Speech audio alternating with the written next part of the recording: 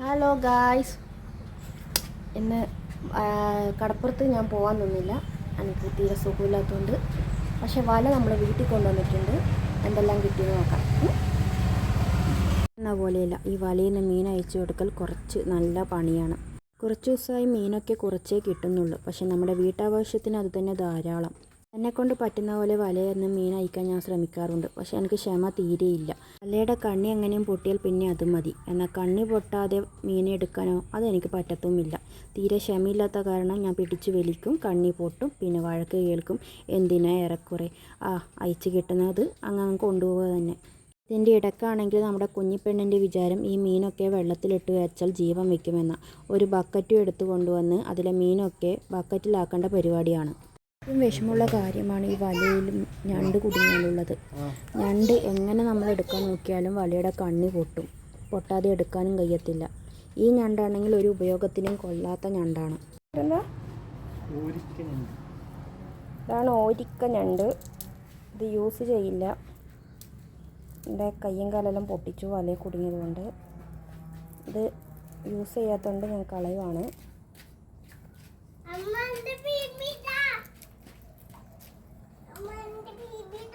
എന്താണ് കാണിച്ച നിന്റെ മീമിന?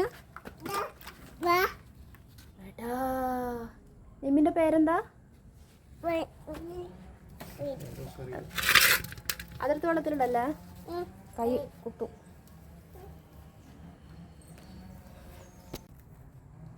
അമ്മേ, മുണ്ട് കട്ടിയ സ്വർഗം കാണും.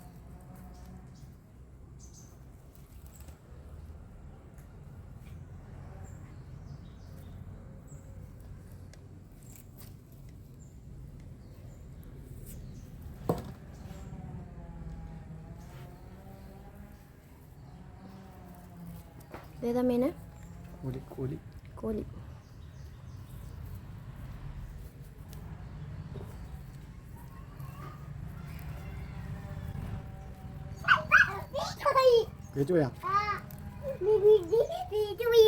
അതെയാ, ബക്കറ്റ് എടുത്തിട്ടേ പോണേ. ആടേക്ക്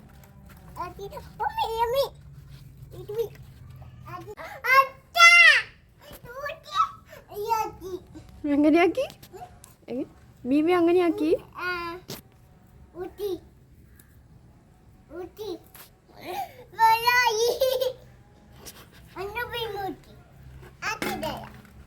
ഉച്ചക്കുള്ളതിന് തുടങ്ങാമെന്ന് വിചാരിച്ചു. ഇതൊന്ന് 2 നല്ല മുട്ടൻ കോലി മീനെടുത്തു.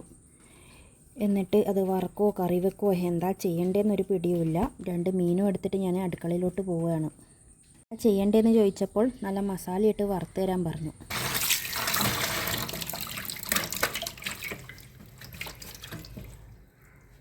ഇനി ഒന്ന് ഓപ്പറേഷൻ ചെയ്ത് നോക്കിയാലോ. ഇന്ന് ഒരു മീനെടുത്തത് ഇങ്ങനെയും മറ്റേ മീൻ സാധാരണ രീതിയിലുമാണ് ഞാൻ പൊരിക്കാൻ വിചാരിക്കുന്നത്. സാധാരണ രീതിയിൽ തന്നെ മീൻ മുറിച്ചതിന് ശേഷം നടുക്കേ കീറി അതിൻ്റെ മുള്ള് മാറ്റിയിട്ടുണ്ടെങ്കിൽ നമുക്ക് ഇതുപോലെ കിട്ടും. എന്നിട്ട് വരയിട്ട് കൊടുത്താൽ മതി. മസാല നല്ലവണ്ണം പിടിക്കും. ഒന്ന് ഇങ്ങനെ മുറിച്ചു, ഒന്ന് നടുക്കേ പറഞ്ഞിട്ട് അതിൻ്റെ മുള്ള് മാറ്റിയിട്ട് മുറിച്ചെടുക്കും.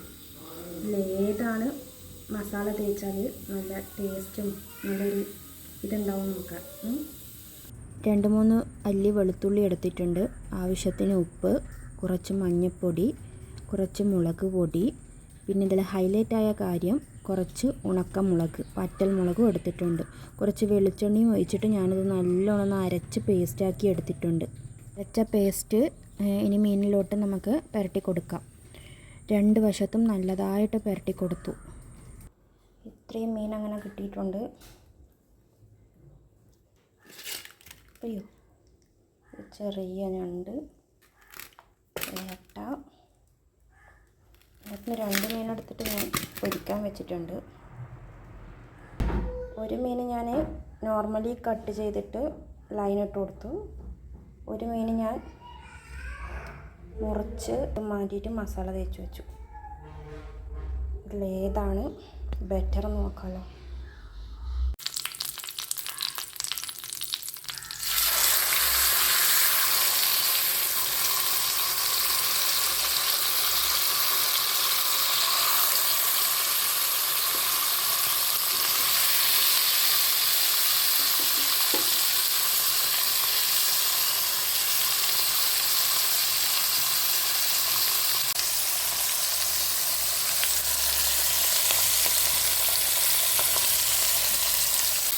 ഇത് പതുക്കെ മറച്ച് കൊടുത്തു.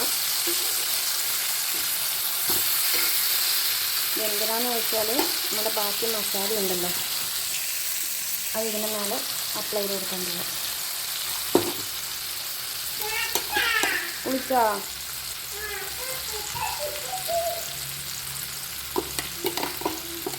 ആദ്യം ചെറിയ രീതിയിലാണ് രണ്ട് സൈഡും ഞാൻ ഫ്രൈ ചെയ്തെടുക്കുന്നത്. അതിനുശേഷം ഈ മസാല രണ്ട് സൈഡും പുരട്ടി കൊടുത്തതിന് ശേഷം രണ്ട് സൈഡും ഒന്നും കൂടി എണ്ണയിലിട്ടിട്ട് വറുത്തെടുക്കുന്നു. അങ്ങനെയാണെങ്കിൽ മസാല പിടിച്ച നല്ല അടിപൊളി എന്താ മണം എന്നറിയോ?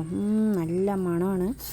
രണ്ട് സൈഡും മസാല പിടിച്ചിട്ട് അങ്ങനെ ഫ്രൈ ആയിട്ട് കിട്ടും. ശരിക്കും പറഞ്ഞാൽ ആ മുള്ള് മാറ്റിയതിനാണ് ഏറ്റവും കൂടുതൽ മസാല പിടിച്ചതും നല്ല ടേസ്റ്റും. നിങ്ങളും ഇങ്ങനെ ചെയ്ത് നോക്കൂ.